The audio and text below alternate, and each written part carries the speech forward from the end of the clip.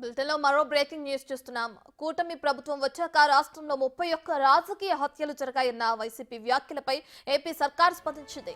June 4 నుంచి July 22 వరకు రాష్ట్రంలో ఎన్ని హత్యలు జరిగాయో ఏపీ పోలీస్ శాఖ వెల్లడించింది. ఏపీలో రాజకీయ హత్యలు జరిగాయన్న వైసీపీ ఎంపీ మిథున్ రెడ్డి పార్లమెంటులో ఈ విషయంలో ఎండగడతామని అన్నారు. ఇక ఎంపీ వ్యాఖ్యల నేపథ్యంలో పోలీస్ శాఖ గణాంకాలను వివరించింది.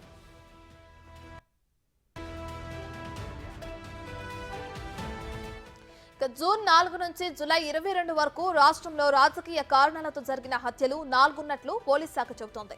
అందులో అనంతపురం జిల్లాలో 2, గుంటూరు జిల్లాలో 1, కర్నూలు జిల్లాలో 1 ఘటనలు జరిగాయని వివరించింది. మృతి చెందిన వారిలో 3 టీడీపీకి చెందిన వారని, 1 వైసీపీకి చెందిన వారని పోలీస్ శాఖ స్పష్టం చేసింది.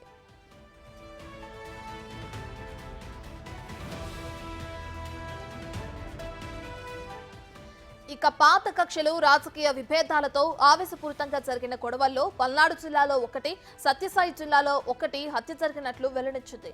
మృతులిద్దరూ వైసీపీకి చెందిన వారని పోలీస్ శాఖ పేర్కొంది.